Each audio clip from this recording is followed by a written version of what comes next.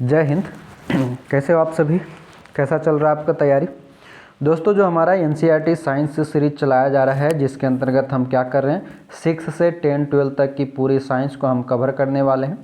तो इस सीरीज के अंतर्गत आज जो है हमारा क्लास 7 चल रहा है। कौन सी? क्लास 7 चल रहा है। और क्लास 7 के अंतर्गत आज हमारा चैप्टर 2 होगा, प्राणियों में पोषण। इससे पहले आपका कल के क्लास में हमने चैप्टर 1 को पढ़ा था, जिसके अंतर्गत पादपों में पोषण था, जो कि बहुत ही इंपॉर्टेंट उसमें पॉइंट दिए गए थे। अगर आप वो नहीं देखें तो आप ज़रूर देख लेंगे, क्योंकि वहाँ से अक्सर सवाल पूछे गए हैं और same to same line by line सवाल पूछे हुए बीपीएससी और बिहार दरोगा में पूछा हुआ था। और आज का भी जो हमारा मुख्य चैप्टर है प्राणियों में पोषण, यहाँ से भी सवाल पूछे जाएंगे। साथ ही साथ बता दूं कि क्लास 6 जो है, क्लास 6 का पूरी की पूरी क्लास आपका समाप्त हो गया है। 14 चैप्टर आपका ख़त्म हो गया। टोटल नए वाले में 11 चैप्टर था, ये भी ख़त्म हो गया। पुराने वाले में कुल 16 चैप्टर है, जिसमें से 14 चैप्टर कंप्लीट हो चुके हैं। ठीक है, तो पुराना वाला ओल्ड और न्यू एनसीईआरटी दोनों हम लेके चल रहे हैं।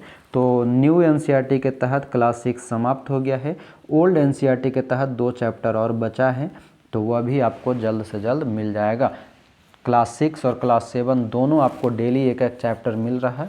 तो बस आपका काम सिर्फ इतना है कि डेली वीडियो को देखो और अपना नोट्स खुद बनाते जाओ। इसी चीज़ को पढ़ने के लिए आप जो है 1000-1200 ऑफलाइन क्लास जाओगे तो 10,000-12,000 रुपये आपसे लिए जाएंगे। ठीक है, तो उससे अच्छा है कि यहीं पे पढ़ो। मैं यहाँ पे आराम से आपको समझा करके जितनी भी ज़रूरत होती है उतना याद करके क्लास दे रहा हूँ। तो आप ज़रूर देखा करो और पूरा देखा करो। ये ना कि आए 2-4 लाइन देखे चले गए, उससे कुछ नहीं होने वाला। ऐसे ही भटकते रह जाओगे और भटकते भटकते किसी खाई में गिरोगे, लेकिन सही छत पे नहीं जा पाओगे। तो आइए चलते हैं हम। बहुत हो गई बातचीत, आप लोग समझदार हो, आपको समझाने की ज़रूरत नहीं है। क्या अच्छा क्या बुरा आपको अच्छे से पता है। हाँ, तो हम क्या जानेंगे आज? प्राणियों में पोषण। तो तैयार हो जाओ सभी अपना पेन कॉपी निकाल लो और हम पढ़ेंगे। तो देखते हैं क्या कह रहा है कि आपने अध्याय 1 में पढ़ा कि पादप पौधे अपना भोजन प्रकाश संश्लेषण द्वारा स्वयं बना सकते हैं, परंतु प्राणी ऐसा नहीं कर सकते।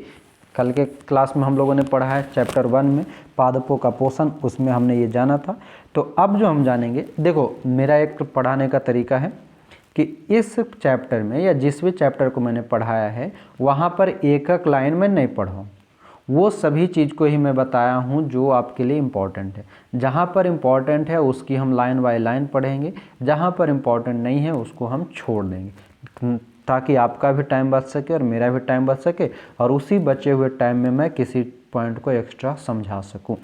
ठीक है, हाँ। तो हम क्या कह रहे थे कि पादप जो है अपना भोजन प्रकाश संश्लेषण द्वारा बना लेता है, लेकिन जंतु जो है अपना भोजन नहीं बना सकता। प्राणी अपना भोजन प्रत्यक्ष अथवा परोक्ष रूप से पौधों से प्राप्त करते हैं। कुछ प्राणी सीधे ही पौधों का भक्षण करते हैं, जबकि कई उन जंतुओं का अपना आहार बनाते हैं जो पौधे खाते हैं। कुछ जंतु पौधे एवं जंतु दोनों को खाते हैं। याद रखिए कि मानव सहित सभी जीवों को वृद्धि करने, शरीर को स्वस्थ एवं गतिशील बनाए रखने के लिए खाद्य पदार्थों की आवश्यकता होती है। चलिए आपसे एक सवाल है, जैसे यहाँ पर देखो लिखा है, नहीं आपको ये बताना है कि कुछ पौधे जो है वो सीधे कुछ कीट को खाता है। कल के क्लास में हमने पढ़ा था कि कौन सी ऐसा पौधा है, 3 पौधे के बारे में हम पढ़े थे जो कीटों को खाता है। आप उसका आंसर कमेंट में बताओ। अब हम देखते हैं आगे, कह रहा है कि प्राणियों में के पोषण में पोषक तत्वों की आवश्यकता आहार के अंतर्ग्रहण की विधि और शरीर में उसके उपयोग की विधि सन्निहित है। मतलब प्राणियों के पोषण में पोषक तत्व की आवश्यकता आहार के अंतर्ग्रहण मतलब भोजन ग्रहण करने की विधि और शरीर में इसके उपयोग की विधि शामिल होता है। कह रहे हैं आप कक्षा 6 में पढ़ चुके। अब देखो कक्षा 6 आ गया और कक्षा 6 आप पढ़े नहीं हो तो फिर समझ में नहीं आएगा। कह रहे हैं कि आप कक्षा 6 में पढ़ चुके हैं कि खाद्य भोजन के अनेक घटक स्मरण कर उसका नाम लिखिए। भोजन के अनेक घटक के बारे में हमने पढ़ा था, जैसे कि आपका क्या बोलते हैं कि कार्बोहाइड्रेट, प्रोटीन, विटामिन, ये सभी के बारे में पढ़े थे। देखो यहाँ भी दिया है कि कार्बोहाइड्रेट जैसे कुछ संघटक जटिल पदार्थ हैं, अनेक जंतु इन जटिल पदार्थों का उपयोग सीधे इसी रूप में नहीं कर सकता, याद रखना है, कथन में पूछ देता है। ठीक है, कि कार्बोहाइड्रेट जैसे कुछ संघटक जो जटिल पदार्थ है, अनेक जंतु इन जटिल पदार्थों का उपयोग सीधे नहीं कर सकता, अतः उन्हें सरल पदार्थों में बदलना आवश्यक है, जैसे निम्न आरेख द्वारा दिखाया गया। जटिल खाद्य पदार्थों का सरल पदार्थों में हम इस तरह से बदल सकते हैं। ठीक है, परिवर्तित होना या टूटना विखंडन कहलाता है तथा इस प्रक्रम को पाचन कहते हैं। सीधा सा यहाँ पर यह कहना चाह रहा है कि जटिल खाद्य पदार्थों का सरल पदार्थों में परिवर्तित होना या टूटना विखंडन कहलाता है। क्या कहलाता है? विखंडन। और विखंडन होने की प्रक्रिया को हम क्या कहते हैं? पाचन कहते हैं। सीधा सा याद रखना है कि जटिल पदार्थों का सरल पदार्थों में टूटना ही पाचन कहलाता है। अब है हमारा खाद्य अंतर्ग्रहण की विभिन्न विधियाँ। तो इसके अंतर्गत हम क्या जानेंगे? इसके एक एक पॉइंट को जानना जरूरी है। करें कि भोजन के अंतर्ग्रहण की विधि विभिन्न जीवों में भिन्न भिन्न होता है। मधुमक्खी एवं मरमर पक्षी, जिसे हम हमिंग बर्ड कहते हैं, पौधों का मकरंद चूसता है। इसके बारे में हमने चर्चा क्लास 6 में भी किया है। ठीक है, कि मधुमक्खी और मरमर पक्षी जो होता है, मरमर पक्षी को हम हमिंग बर्ड कहते हैं, ये पौधों का मकरंद चूसता है। मानव एवं कुछ अन्य जंतुओं में शिशु माँ का दूध पीते हैं। अजगर जैसे सर्प वंश के प्राणी अपने शिकार को समूचा ही निगल जाता है। कुछ जलीय प्राणी अपने आसपास पानी में तैरते हुए खाद्य कणों को छानकर उनका भक्षण करते हैं। यानी कि सबका अलग अलग भोजन करने की प्रक्रिया है। तो इस भोजन करने की प्रक्रिया के अंतर्गत अब हम क्या जानेंगे? तो यहाँ पर है क्रियाकलाप 2। क्रियाकलाप 2 आपको नहीं पढ़ना है। यहाँ पर आपसे पूछा गया कि घोंघा कैसे खाता है, घोंघा की विधि क्या है, चींटी, ये सभी की विधि लिखना। और यहाँ पर ये आहार की विधि दे रखा है। ठीक है, यहाँ से देख करके आपको भरना है कि आहार की विधि है छीलना, चबाना, काटना यानी कि वेधन, पकड़ना, निगलना, साइफनी, स्पंजी, चूसन। ये सभी प्रक्रिया है जिसको देख करके आपको भरना है। जैसे कितना है? 3 3 6 2 8, 3 3 6 2 8 प्रक्रिया है ना। तो ये 8 प्रक्रिया यहाँ पे आपको भरना है। जैसे आप देखो मरमर पक्षी की बात कर ले, जैसे अभी ऊपर में हमने पढ़ा, मरमर पक्षी क्या कर रहा था? चूसन कर रहा था, है ना। उसी तरह से और भी है जो अपने अपने तरीके से। मच्छर की बात कर ले तो मच्छर वेधन करेगा, काटने वाला काम करेगा, इसी तरह से। अब यहाँ देखो अद्भुत सत्य के बारे में लिखा है। करा स्टारफिश तारा मछली जो कैल्शियम कार्बोनेट के कठोर कवच वाले जंतुओं का आहार करते हैं। क्या कह रहा है कि स्टारफिश जो है कैल्शियम कार्बोनेट के कठोर कवच वाले जंतुओं का आहार करती है। कवच खोलने के बाद ये अपने मुख से अपना आमाशय बाहर निकालते। ध्यान रखना है कि स्टारफिश जो है कवच खोलने के बाद अपने मुख से आमाशय बाहर निकालती है तथा जंतु के कोमल भागों को खाती है। आमाशय वापस शरीर में चला जाता है तथा आहार धीरे धीरे पचता है। यानी कि जो स्टारफिश है, तारा मछली, ये मुख से अपना आहार डायरेक्टली बाहर अंदर नहीं लेता है। ये मुख से क्या करेगा? आमाशय को बाहर निकाल देगा।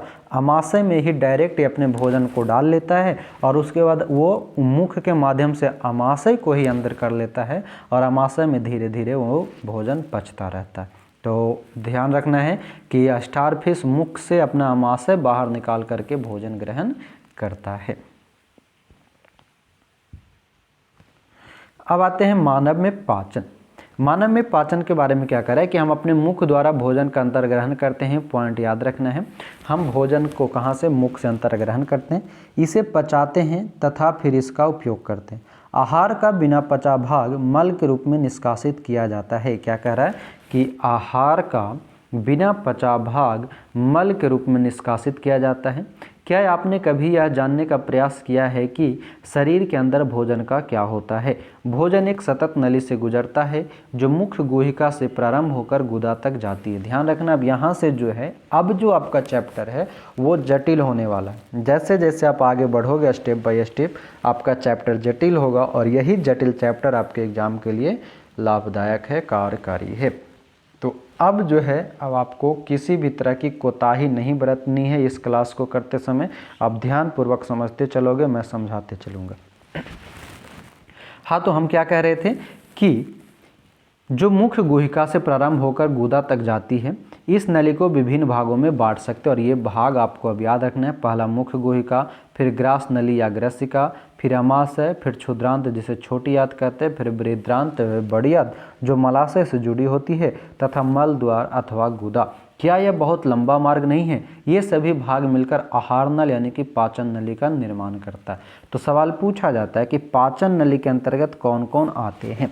तो पाचन नली के अंतर्गत हम मुख्य गुहिका, ग्रास नली या ग्रासिका, अमाशय, छोटी आंत, बड़ी आंत और मल द्वार को रखते हैं। और ये सीक्वेंस है, ठीक है। पहले हमारा भोजन मुख्य में जाएगा जिसे हम मुख्य गुहिका कहेंगे, मुख्य गुहिका से ग्रास नली में जाएगा, ग्रास नली से हमारा अमाशय में जाएगा, अमाशय से छोटी आंत में, छोटी आंत से बड़ी आंत में, बड़ी आंत से मलाशय में और मलाशय से गुदा में जाता है, जिसे हम मल द्वार कहते हैं। तो क्या याद रखना है कि भोजन का अंतर्ग्रहण कहाँ से होता है? मुख से होता है। और बाहर किससे होता है? गुदा से होता है। और कहाँ से प्रारंभ होता है? तो मुख्य गुहिका से ही प्रारंभ होता है। अब देखते हैं, कह रहे हैं कि जैसे जैसे भोजन विभिन्न भागों से गुजरता है, उसके विभिन्न घटकों का पाचन भी क्रमिक रूप से होता जाता है। अमाशय की आंतरिक भित्ति, क्षुद्रांत तथा आहार नाल से संबंधित विभिन्न ग्रंथियां जैसे कि लाला ग्रंथि, यकृत, अग्नाशय, पाचक रस स्रावित करते हैं। ध्यान रखना है कि अमाशय की आंतरिक भित्ति, क्षुद्रांत यानी छोटी आंत तथा आहार नाल से संबंधित विभिन्न ग्रंथियां जैसे कि लाला ग्रंथि, यकृत, अग्नाशय, पाचक रस स्रावित करता है। कौन कौन सा? लाला ग्रंथि, यकृत, अग्नाशय, ये सभी पाचक रस स्रावित करता है। पाचक रस जटिल पदार्थों को उनके सरल रूप में बदल देते हैं। ध्यान रखना है। आहार नाल एवं संबद्ध ग्रंथियां मिलकर पाचन तंत्र का निर्माण करता है। आहार नाल और लाला ग्रंथि, यकृत, अग्नाशय ये सभी मिलकर के क्या निर्माण करता है? पाचन तंत्र का निर्माण करता है, जो कि चित्र 2.2 में ये आपको दिया गया है। आप देख सकते हो, एक बार में इसको समझ सकते हैं कि हमारा जो भोजन है पहले मुख्य गुहिका में जाएगा, मुख्य गुहिका से जो ये ग्रसिका या ग्रास नली है वहाँ आ रहा है। उससे पहले यहाँ पर लाला ग्रंथि, ये लार ग्रंथि है, ठीक है, ये लाला लिख दिया है, लार ग्रंथि, अब हमको भी समझ में आया, ठीक है। ये लार ग्रंथि है, लार ग्रंथि उसको जटिल से उसको सरल करता है। उसके बाद ग्रसिका से आता है, ग्रसिका से अमाशय में आता है, अमाशय से अग्नाशय की ओर बढ़ता है, अग्नाशय की ओर बढ़ने के बाद छोटी आंत, छोटी आंत से बड़ी आंत, बड़ी आंत से मलाशय, मलाशय से गुदा। कह रहे आइए अब हम जाने कि आहार नल के विभिन्न भागों में भोजन का क्या होता। अब जो है आपको एक एक चैप्टर को, मतलब एक एक पॉइंट को, आहार नल की पूरी पॉइंट को पढ़ना है। आहार नल के अंतर्गत कौन कौन आ रहा था? तो मुख्य गुहिका, ग्रास नली, अमाशय, छोटी आंत, बड़ी आंत, मल द्वार और गुदा, ये सभी आ रहा था। तो आइए देखते हैं हम क्या जानेंगे। सबसे पहले कौन सी? मुख्य एवं मुख्य गुहिका। तो मुख्य एवं मुख्य गुहिका कह रहा है कि भोजन का अंतर्ग्रहण मुख द्वारा होता है। आपने ऊपर में ही जाना था। आहार को शरीर के अंदर लेने की क्रिया अंतर्ग्रहण कहलाती है। डायरेक्टली ये सवाल पूछा हुआ है, याद रखेंगे। आहार को शरीर के अंदर लेने की प्रक्रिया अंतर्ग्रहण कहलाता है।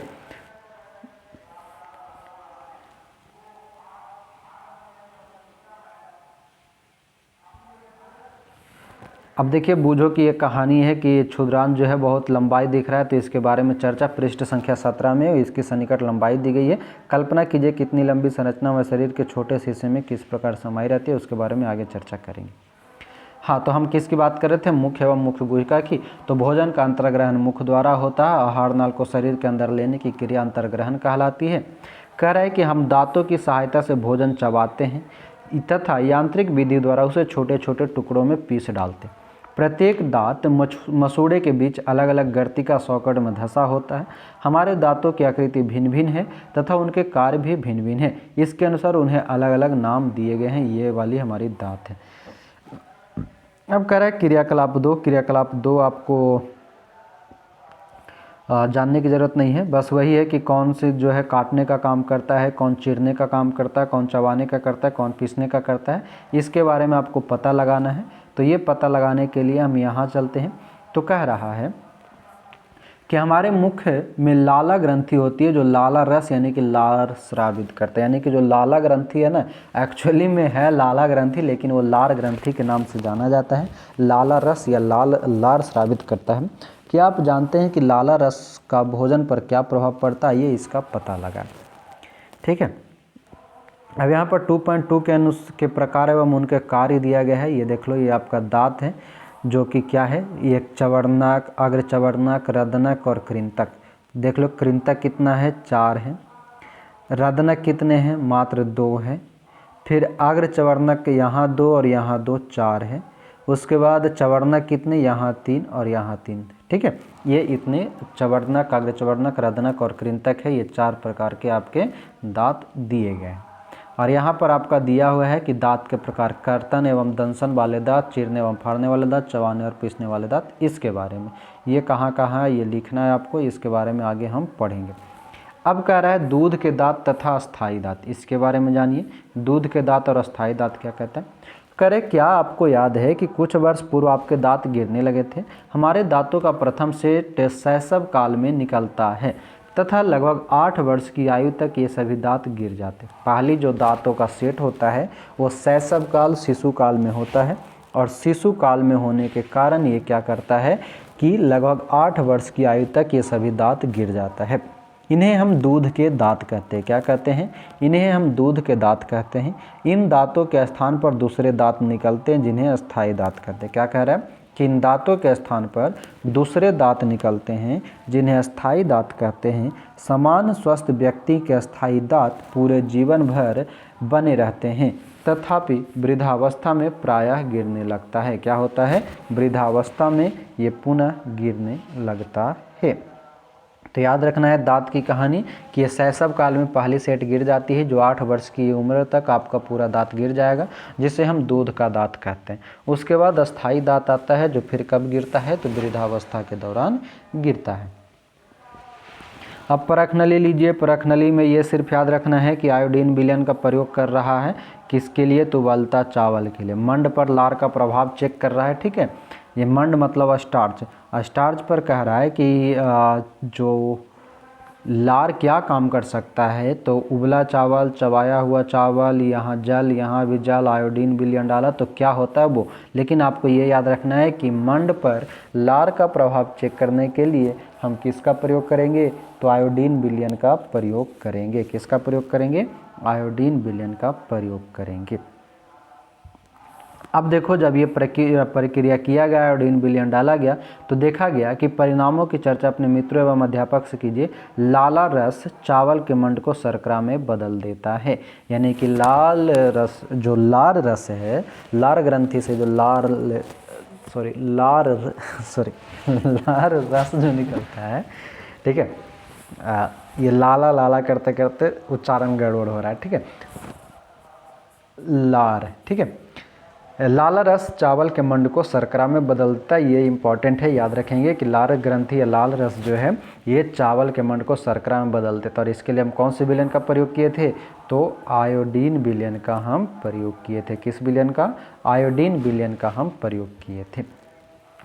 अब कह रहे हैं कि जीभ एक मांसल पेशीय अंग है जो पीछे की ओर मुख्य गुहिका के अधर तल से जुड़ी होती है। ये 2.6 में आप देख सकते हो, ये है।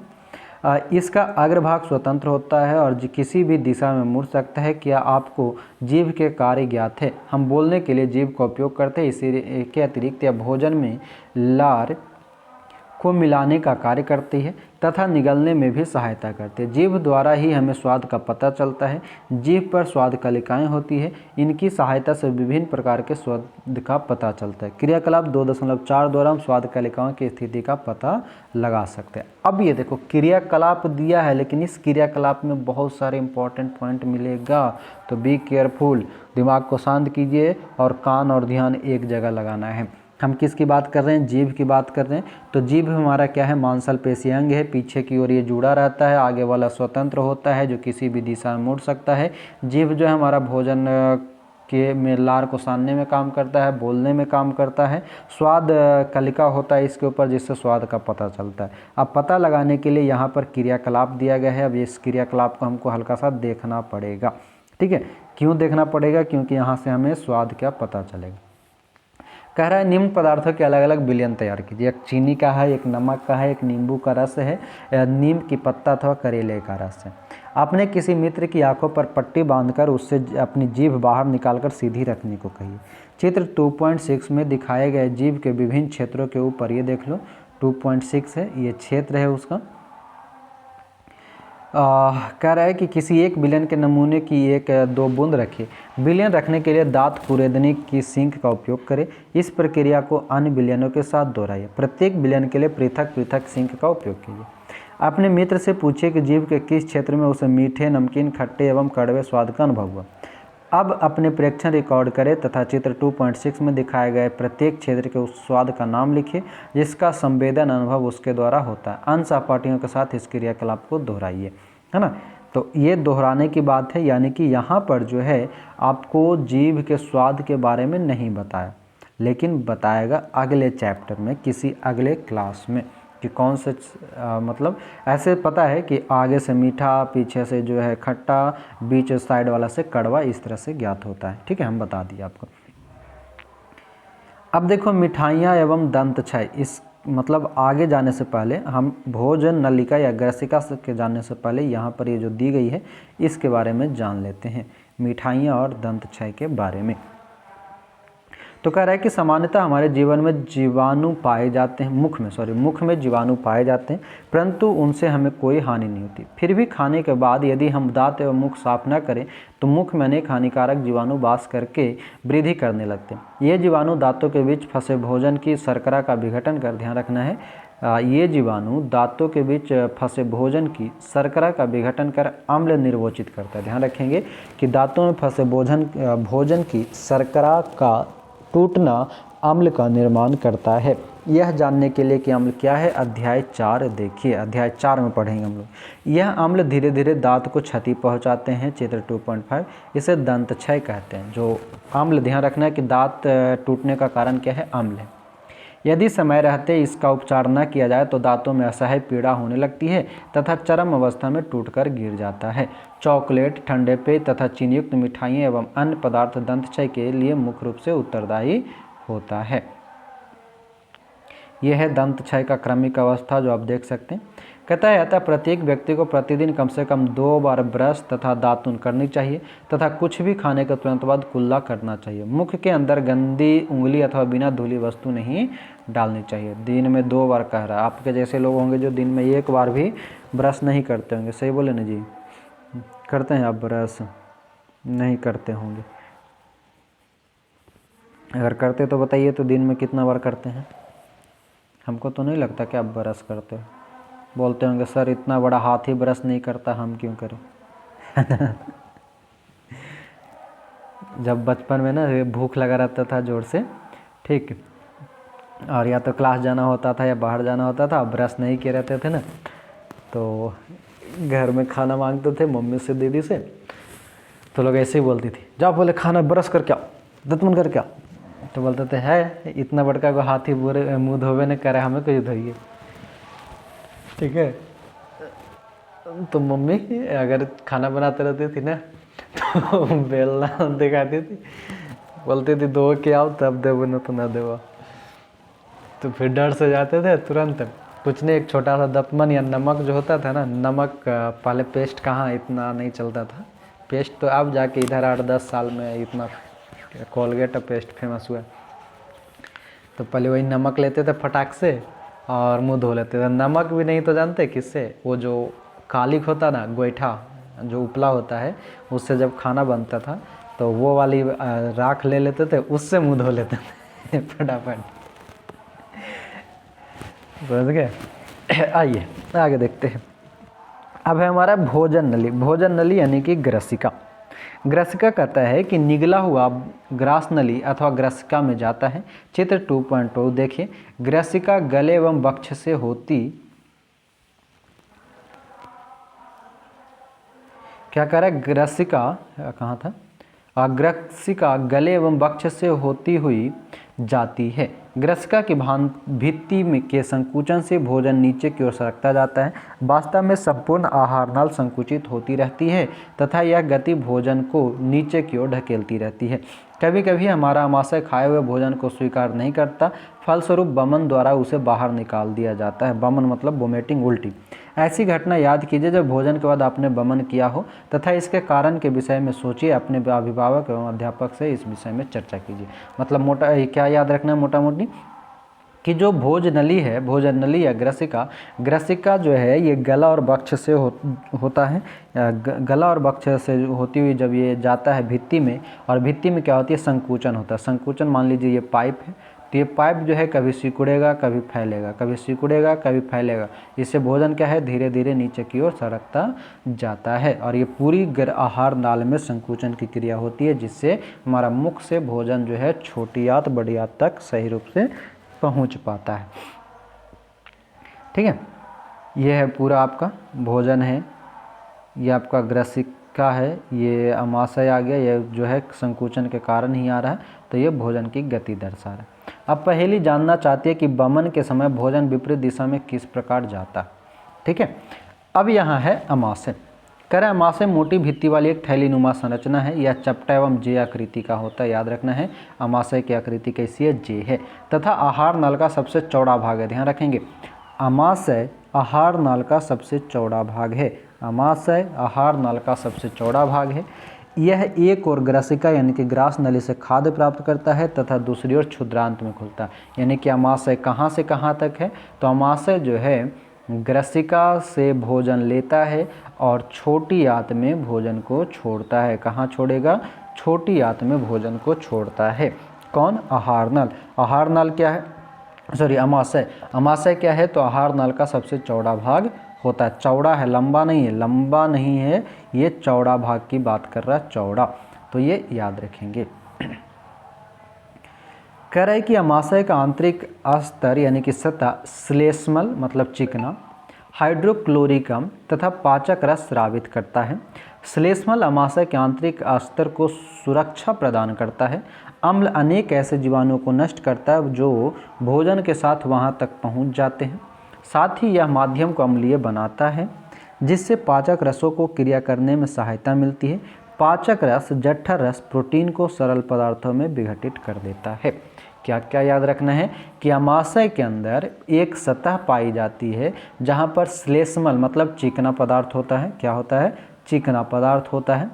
चिकना पदार्थ के साथ इसमें हाइड्रोक्लोरिक अम्ल जिसे हम HCl कहते हैं तथा पाचक रस होता है। जो श्लेष्मल होता है यानी कि चिकना पदार्थ होता है वो आमाशय की दीवार को सुरक्षा प्रदान करता है, जो कि अम्ल अनेक जो हाइड्रोक्लोरिक अम्ल है उसमें जो जीवाणु होता है उसको नष्ट करता है।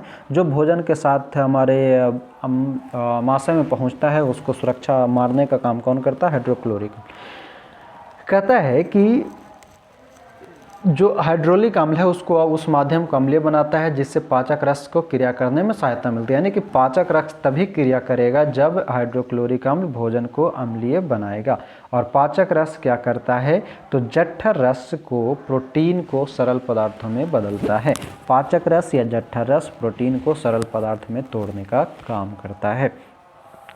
अब आता है हमारा क्षुद्रांत। क्षुद्रांत से पहले हम यहाँ पर देख लेते हैं क्या है।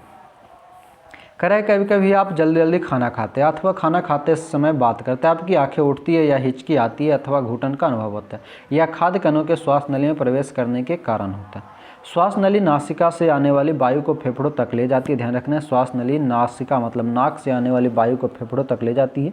यह ग्रसिका के साथ साथ चलते हैं, परंतु ग्रसनी में वायु एवं भोजन मार्ग एक ही होता है। ग्रसनी में वायु और भोजन मार्ग एक ही होता है। फिर भोजन को श्वास नली में प्रवेश करने में से किस प्रकार रोका जाता है।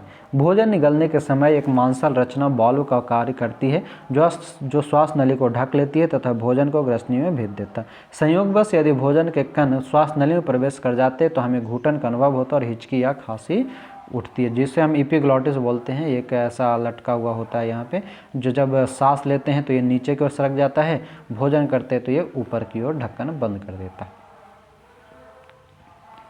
अब आते हैं हम क्षुद्रांत की ओर, यानी छोटी आंत। क्षुद्रांत यानी छोटी आंत। कह रहा है कि क्षुद्रांत लगभग 7.5 मीटर लंबी अत्यधिक कुंडलित नली। अब ऊपर में सवाल था ना बूझों का, तो वही बूझों की सवाल का जवाब अब आपको क्या मिला कि छोटी आंत की लंबाई लगभग 7.5 मीटर होती है और ये लंबा है, ठीक है, लेकिन चौड़ा बोलेगा तो अमाशय है, आहार नाल का सबसे चौड़ा भाग। कहता है क्षुद्रांत लगभग 7.5 मीटर लंबी अत्यधिक कुंडलित नली है। यह यकृत एवं अग्नाशय से स्राव प्राप्त करती है। इसके अतिरिक्त इसकी भित्ति से भी कुछ रस स्रावित होता है। इसके अतिरिक्त इसकी भित्ति से भी कुछ रस स्रावित होता है।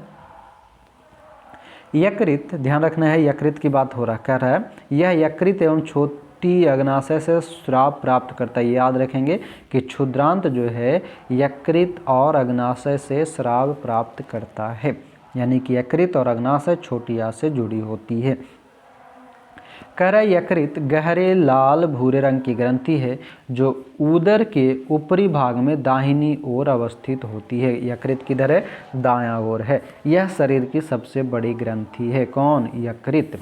यह पीतरस स्राव करता है। यकृत क्या करता है? पीतरस स्राव करता है, जो एक थैली में संग्रहित होता है। इसे पित्ताशय कहते हैं। अब ध्यान रखना है कि पीतरस कहाँ से स्राव होता है? तो यकृत से स्राव होता है। जमा कहाँ होता है? तो पित्ताशय में होता है।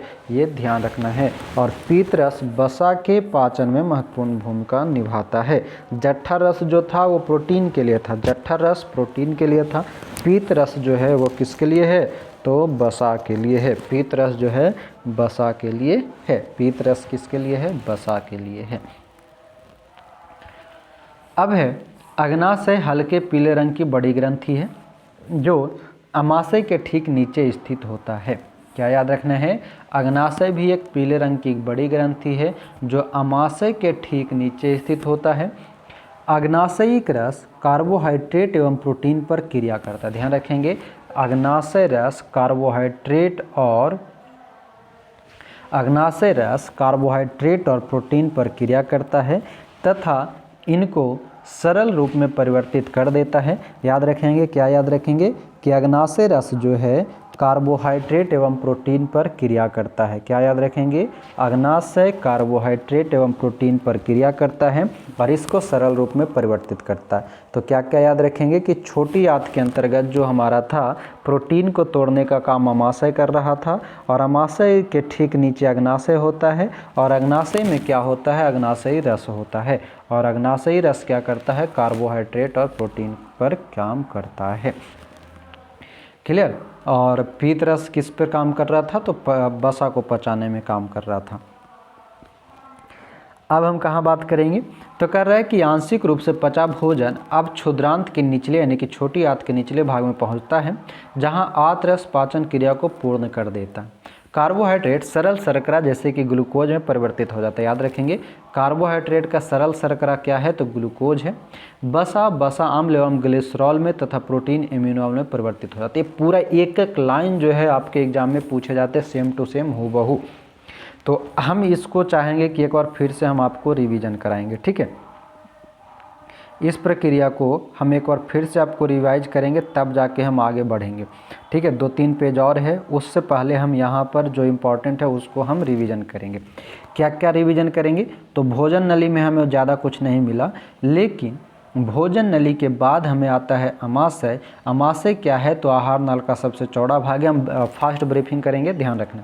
अमाशय आहार नल का सबसे चौड़ा भाग है। इसकी आकृति जे आकार का होता है और ये जो है ग्रास नली से भोजन ग्रहण करता है और छोटी आंत में खुलता है। अमाशय के अंतर्गत श्लेष्मल होता है और मुख्य रूप से हाइड्रोक्लोरिक अम्ल और पाचक रस का याद रखना है।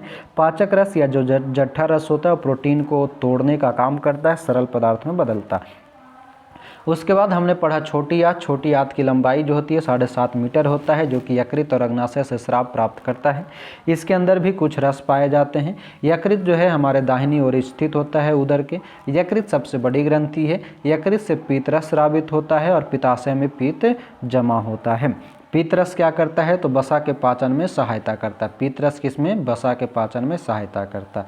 और अग्नाशय जो है हल्के पीले रंग की ग्रंथि होता है जो अमाशय के ठीक नीचे होता है। अग्नाशय रस जो है कार्बोहाइड्रेट और प्रोटीन पर काम करता है और कार्बोहाइड्रेट को सरल शर्करा के रूप में ग्लूकोज में परिवर्तित करता है। वसा जो है वसा आम्ल एवं ग्लिसरॉल में और प्रोटीन जो है अमीनो अम्ल में परिवर्तित होता है। वसा वसा आम्ल और ग्लिसरॉल में और प्रोटीन अमीनो अम्ल में परिवर्तित हो जाता है। अब है क्षुद्रांत के अवशोषण। उससे पहले यहाँ पर कुछ दे रखा है जिसके बारे में जान लेते हैं। कह रहा है एक विलक्षण दुर्घटना द्वारा अमाशय की कार्य प्रणाली की खोज हुई। किसके कारण, अमाशय की खोज की बात कर रहा है। कह रहा है सन 1822 ईस्वी में एलेक्सिस सेंट मार्टिन नामक व्यक्ति गोली लगने के कारण बुरी तरह से घायल हुआ। गोली से वक्ष क्षतिग्रस्त हो गया तथा अमाशय में एक छिद्र हो गया। उसे विलियम ब्यूमॉन्ट नामक अमेरिकी सैनिक चिकित्सक के पास ले जाया गया। चिकित्सक ने उसकी जान तो बचा ली, परंतु वह अमाशय का छिद्र भाली भांति बंद न कर सका तथा उसने छिद्र को पट्टी से ढक दिया। ये वाली जो है, ब्यूमॉन्ट को छिद्र में से अमाशय के अंदर झांकने का दुर्लभ अवसर प्राप्त हुआ। उसने कुछ रोचक प्रेक्षण किया। ब्यूमॉन्ट ने देखा कि अमाशय भोजन का मंथन कर रहा। अमाशय जो है भोजन का मंथन मतलब भोजन को पीस रहा, चबा रहा। इसकी भित्ति से तरल स्रावित हो रहा मतलब लिक्विड स्रावित हो रहा जो भोजन को पचा सकता है। उसने यह भी देखा कि अमाशय क्षुद्रांत में तभी खुलता है जब अमाशय में भोजन का पाचन पूरा हो जाता है। अब ध्यान रखना है कि यहाँ पर इसके खोज के कौन कौन से व्यक्ति शामिल हैं। तो 1822 की घटना है। गोली लगता है एलेक्सिस सेंट मार्टिन को, लेकिन खोजने का काम कौन करता है, विलियम ब्यूमॉन्ट करता है। कौन है, तो अमेरिका का सैनिक चिकित्सक है विलियम ब्यूमॉन्ट। यानी कि अमाशय की खोज कौन करता है, तो विलियम ब्यूमॉन्ट करता है। और विलियम ब्यूमॉन्ट क्या क्या देखता है, तो कहता है कि भोजन का मंथन कर रहा है, उसमें लिक्विड स्रावित होता है और अमाशय भोजन को तब तक नहीं छोड़ता जब तक कि वो पूरी तरह से पच न जाता हो। यानी कि अमाशय की क्षमता के अनुसार भोजन का पूरा पाचन करके ही क्षुद्रांत में जाने देता है। 1822 एलेक्सिस सेंट मार्टिन को गोली लगी, पता लगाया विलियम ब्यूमॉन्ट। अब हम आते हैं क्षुद्रांत में अवशोषण। ये बहुत ही इंपॉर्टेंट है। कह रहा है कि पचा हुआ भोजन अवशोषित होकर क्षुद्रांत की भित्ति से में स्थित रुधिर वाहिकाओं में चला जाता है। इस प्रक्रम को अवशोषण कहते हैं। अवशोषण क्या है, तो छोटी आंत में पचा हुआ भोजन अवशोषित होकर छोटी आंत की भित्ति में स्थित रुधिर वाहिकाओं, यानी कि रुधिर वाहिका कहाँ स्थित है, तो छोटी आंत की भित्ति में, तो रुधिर वाहिकाओं में चला जाता है। इस प्रक्रिया को हम अवशोषण कहते हैं। क्षुद्रांत यानी कि छोटी आंत की आंतरिक भित्ति पर उंगली के समान उभरी हुई संरचना होती है जिन्हें दीर्घ रोम अथवा रसांकुर कहते हैं। दीर्घ रोम या रसांकुर कहाँ पाया जाता है, तो छोटी आंत की आंतरिक भित्ति में जो उंगली के समान होता है। क्या आप अनुमान लगा सकते हैं कि दीर्घ रोम की आंत में क्या भूमिका, तो क्या भूमिका है, तो कह रहे हैं कि दीर्घ रोम पचे हुए भोजन के अवशोषण हेतु तल क्षेत्र बढ़ा देता, मतलब क्षेत्रफल बढ़ा देता है। प्रत्येक दीर्घ रोम में सूक्ष्म रुधिर वाहिकाओं का जाल फैला होता है। दीर्घ रोम की सतह से पचे हुए भोजन का अवशोषण होता है। ध्यान रखना है, दीर्घ रोम की सतह से पचे हुए भोजन का अवशोषण होता है तथा यह रुधिर वाहिकाओं में चला जाता है। अवशोषित पदार्थों का स्थानांतरण रुधिर वाहिकाओं द्वारा शरीर के विभिन्न भागों तक होता है जहां उनका उपयोग जटिल पदार्थों को बनाने में किया जाता है। इस प्रक्रिया को हम स्वांगीकरण कहते हैं। स्वांगीकरण क्या है, तो अवशोषित पदार्थों का स्थानांतरण रुधिर वाहिकाओं द्वारा शरीर के विभिन्न भागों में जाता है जहां पर जटिल पदार्थ को बनाने की क्रिया की जाती है। उस प्रक्रिया को हम स्वांगीकरण सब्लिमेशन कहते हैं। किसको, अवशोषित पदार्थ को रुधिर वाहिकाओं द्वारा शरीर के विभिन्न भागों में जाने की प्रक्रिया स्वांगीकरण कहलाता है। कह रहे कि कोशिकाओं में उपस्थित ग्लूकोज, ध्यान रखेंगे, कोशिकाओं में उपस्थित ग्लूकोज का विघटन ऑक्सीजन की सहायता से कार्बन डाइऑक्साइड एवं जल में हो जाता है और ऊर्जा मुक्त होती है। भोजन का वह भाग जिसका पाचन नहीं हो पाता अथवा अवशोषण नहीं होता बृहदान्त्र में भेज दिया जाता है। तो अब क्या याद रखना है कि कोशिकाओं में उपस्थित ग्लूकोज का विघटन किसकी सहायता से, ऑक्सीजन की सहायता से होता है, और जब ऑक्सीजन की सहायता से होता है तो ये कार्बन डाइऑक्साइड और जल में हो जाता है और ऊर्जा मुक्त होती है। क्या कह रहा है, कोशिकाओं में उपस्थित ग्लूकोज का विघटन ऑक्सीजन की सहायता से कार्बन डाइऑक्साइड एवं जल में हो जाता है और ऊर्जा मुक्त होती है। भोजन का वह भाग जिसका पाचन नहीं होता या अवशोषण नहीं होता छोटी आंत से बड़ी आंत में भेज दिया जाता है। बात समझ गए। अब आता है हमारा बृहदांत। अब हम बृहदांत की बात करें। बृहदांत मतलब बड़ी आंत। कौन सी? बड़ी आंत। तो कह रहे बृहदांत क्षुद्रांत की अपेक्षा चौड़ी एवं छोटी होती है। यह लगभग 1.5 मीटर लंबी है। बड़ी आंत की लंबाई कितना है? 1.5 मीटर। छोटी आंत की लंबाई कितना था बताइए? छोटी आंत की लंबाई कितना? चलिए 2 सवाल है आपसे। छोटी आंत की लंबाई बताना है और आपको बताना है कि आहार नाल का सबसे चौड़ा भाग कौन सा होता है ये बताना है। ठीक है, कमेंट में जल्दी से बताइए। हाँ, तो हम बात कर रहे हैं बृहदांत का। तो कह रहा है बृहदांत छोटी आंत की उस अपेक्षा चौड़ी एवं छोटी होती है। इसकी लंबाई 1.5 मीटर लंबी होती है। इसका मुख्य कार्य जल एवं कुछ लवणों का अवशोषण करना है। बचा हुआ अपचित पदार्थ मलाशय में चला जाता है तथा अर्ध ठोस मल के रूप में रहता है। कह रहा है इसका मुख्य काम है कार्य है जल एवं कुछ ही लवण जो बचा हुआ आता है छोटी आंत से उसको अवशोषित कर लेता है और जो अपचित होता है उसको मलाशय में पहुंचा देता है और मल के द्वारा वापस कर देता है। जो गुदा द्वारा यह मल बाहर निकल जाता है इसे निष्कासन कहते हैं। मल का बाहर निकलना निष्कासन कहलाता है। अब है घास खाने वाले जंतुओं में पाचन। यहाँ से भी डायरेक्ट सवाल पूछे जाते हैं। करें कि आपने गाय, भैंस तथा घास खाने वाले शाकाहारी अन्य जंतुओं को देखा। वे उस समय भी लगातार जुगाली करते रहते हैं जब वे खा न रहे हों। वास्तव में वो पहले घास को जल्दी जल्दी निगलकर अमाशय के एक भाग में भंडारित कर लेता है। ध्यान रखना है, कहाँ भंडारित करता है? अमाशय में भंडारित करता है। यह भाग रूमेन या प्रथम अमाशय कहलाता है। जंतुओं में जल्दी भोजन निगलकर अमाशय में जमा करने की प्रक्रिया रूमेन या प्रथम अमाशय कहलाता है। रूमिनेंट में अमाशय 4 भागों में बटा होता है। ध्यान रखना है, रूमिनेंट में अमाशय 4 भागों में बटा होता है। फिर कह रहा है कि रूमेन में भोजन का आंशिक पाचन होता है। क्या कह रहा है? रूमेन में भोजन का आंशिक पाचन होता है जिसे जुगाल या कड़ कहते। क्या कहते हैं? कड़ कहते। परंतु बाद में जंतु इसको छोटे पिंडकों के रूप में पुनः मुख में लाता है और जिसे वह चबाता रहता है। इस प्रकार को रोमंथन कहते। क्या कहते हैं? रोमंथन कहते। रोमंथन, बात समझ गए? रोमंथन कहते। तो यहाँ पर जरा सा फिर से समझ लीजिए कि जो जंतु है वो जल्दी जल्दी निगल जाता है, निगल करके उसको रूमेन में जमा कर लेता है। रूमेन को हम प्रथम अमाशय कहते हैं। रूमेन से फिर रूमिनेंट में अमाशय 4 भाग में बटा होता है। रूमेन में भोजन का आंशिक पाचन होता है जिसे जुगाल या जुगाली कहते हैं या कड़ कहते हैं। फिर वो जंतु जो है जुगाल किए हुए भोजन को छोटा करके फिर से धीरे धीरे मुख में लाता है और फिर से चबाता है। उसको हम रोमंथन कहते हैं। क्या कहते हैं? रोमंथन कहते हैं। रोमंथन यानी जुगाली करना। तथा ऐसे जंतु रूमिनेंट अथवा रोमंथी कहलाते हैं। यानी कि वो ऐसा जंतु जो भोजन को एक बार जल्दी से अपने अंदर ले ले, रूमेन में जमा कर ले, फिर बाहर निकाल के फिर से जुगाली करे, रोमैंथन करे, उसे हम रोमैंथन या रूमिनेंट कहते हैं। कह रहे कि घास में सेलुलोज की प्रचुर मात्रा होती है जो एक प्रकार का कार्बोहाइड्रेट है। घास क्या है? एक प्रकार का कार्बोहाइड्रेट है। किसी रूमिनेंट अथवा रोमंथी पशु, हिरन आदि के रूमेन में सेलुलोज का पाचन करने वाले जीवाणु पाए जाते हैं। बहुत से जंतु एवं मानव सेलुलोज का पाचन नहीं कर पाता है। ध्यान रखना, एक का स्पेसिफिक जानवर का नाम भी है यहाँ पे, हिरन। हिरन के रूमेन में सेलुलोज पाचन करने वाले जीवाणु पाए जाते हैं, लेकिन कुछ ऐसे मानव और जंतु हैं जो सेलुलोज का पाचन नहीं करना चाहता। कह रहा पहले जानना चाहते हैं कि जंतु भोजन करते समय इसे भली भांति क्यों नहीं चबा पाते। और बूझो कह रहा है, बूझो जानना चाहता है कि मनुष्य मवेशियों की तरह सेलुलोज को क्यों नहीं पचा सकता। हाँ, तो हम क्या बात कर रहे थे? कहता है कि जानवरों जैसे घोड़ा, खरगोश आदि में क्षुद्रांत एवं बृहदांत के बीच एक थैलीनुमा बड़ी संरचना होती है जिसे अंधनाल कहते हैं। ध्यान रखना है, अंधनाल किस में है? घोड़ा और खरगोश में।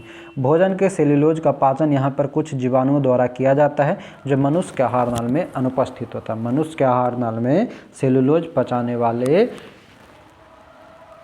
जीवाणु नहीं होते हैं। क्या कह रहा है? मनुष्य में भोजन के रूप में सेलुलोज को पचाने वाला जीवाणु नहीं होता है। हिरन में सेलुलोज के पचाने वाला जीवाणु होता है, घोड़ा और खरगोश में जो है ये होता है, लेकिन अंधनाल में होता।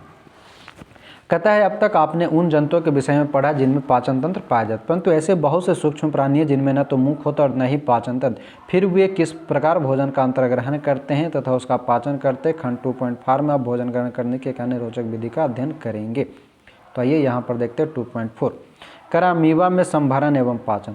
तो कहे कि अमीबा जलाशयों में पाया जाने वाला एक कोशिकीय जीव है। अमीबा की कोशिका में एक कोशिका झिल्ली होती है, एक गोल संघनन केंद्रक एवं कोशिका द्रव्य में बुलबुले के समान अनेक धमनियाँ होती है। अमीबा निरंतर अपनी आकृति एवं स्थिति बदलता रहता है, इसलिए पूछा भी जाता है कि अमीबा का आकार कैसा होता है। तो अमीबा का कोई निश्चित आकार नहीं होता है।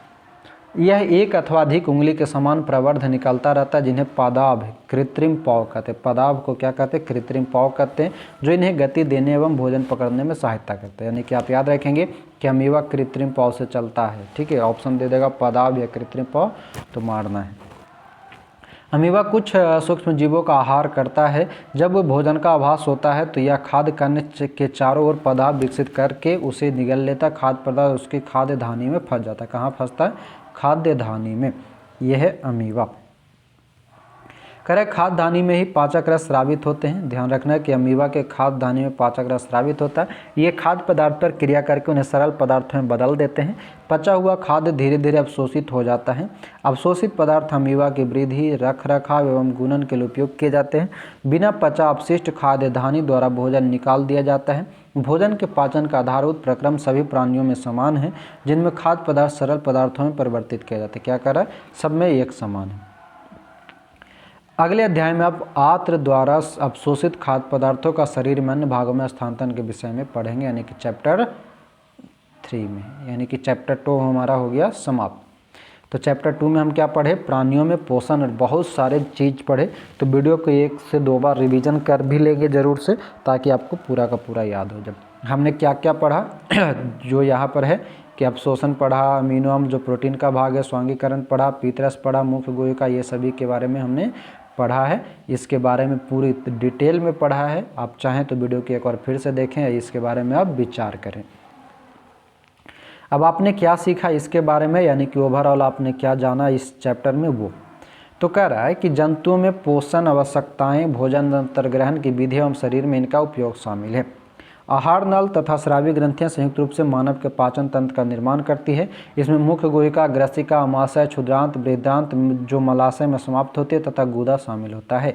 पाचक रस स्रावित करने वाले मुख्य ग्रंथि लाला ग्रंथि, यकृत, अग्नाशय, अमाशय की भित्ति एवं क्षुद्रांत की भित्ति में पाचक रस स्रावित करता है। ध्यान रखना, अमाशय में भी होता है। विभिन्न जीवों में भोजन ग्रहण करने की विधियां भी भिन्न होती है।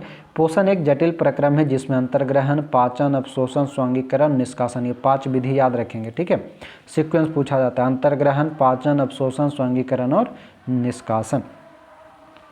मंड जैसे कार्बोहाइड्रेट का पाचन मुख में ही प्रारंभ हो जाता है। प्रोटीन का पाचन अमाशय में प्रारंभ होता है, डायरेक्टली याद रखेंगे। यकृत द्वारा स्रावित पित्त अग्नाशय में अग्नाशयिक स्राव एवं क्षुद्रांत भित्ति द्वारा स्रावित पाचक रस की क्रिया से भोजन के सभी घटकों का पाचन क्षुद्रांत में पूरा हो जाता है। जल एवं कुछ लवण बृहदांत में अवशोषित होते हैं। अवशोषित पदार्थ शरीर के विभिन्न भागों को स्थानांतरित कर दिए जाते हैं। बिना पचे अपशिष्ट जिनका अवशोषण नहीं होता, मल के रूप में गुदा द्वारा शरीर के बाहर निकाल दिए जाते हैं। गाय, भैंस तथा हिरन जैसे घास खाने वाले जंतु रोमंथी रूमिनेंट कहलाते हैं। गाय, भैंस, हिरन ये सभी रोमंथी या रूमिनेंट कहलाते हैं। वे पत्तियों का अंतर्ग्रहण तीव्रता से करके उन्हें निगल लेते हैं तथा रूमेन में भंडारित कर लेते हैं। कुछ अंतराल के बाद भोजन पुनः मुख में आ जाता है और पशु धीरे धीरे जुगाली कर उसे चबाते हैं। अमीबा में भोजन का अंतर्ग्रहण पादाप यानी कि कृत्रिम पॉस की सहायता से करता है। इसका पाचन खाद्य धानी में होता है। तो ये था पूरा और ये आपका पूरा चैप्टर है। तो इस चैप्टर को आप चाहें तो सॉल्व कर सकते हैं, बना सकते हैं इसके क्वेश्चन आंसर को भी। ये देखो मिलान करने वाला दे दिया। कभी कभी यहीं से डायरेक्ट 4 ऑप्शन उठा लेता है और इधर से 4 ऑप्शन दे देगा और आपको मिलान करने के लिए बोलेगा।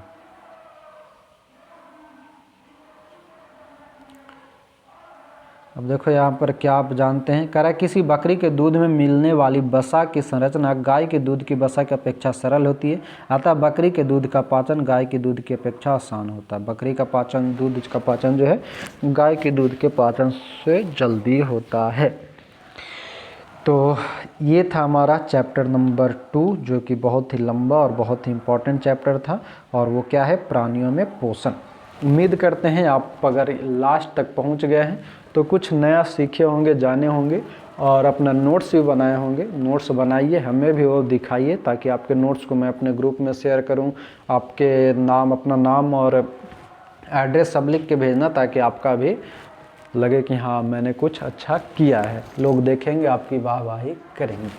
ठीक है, तो मिलते हैं हम चैप्टर 3 के साथ। अभी के लिए आपका बहुत बहुत धन्यवाद। जाते जाते वीडियो को लाइक भी कर दे, शेयर भी बहुत जगह कर दे, और कमेंट में बताएं आपको क्लास कैसा लगा। तो अभी के लिए जय हिंद।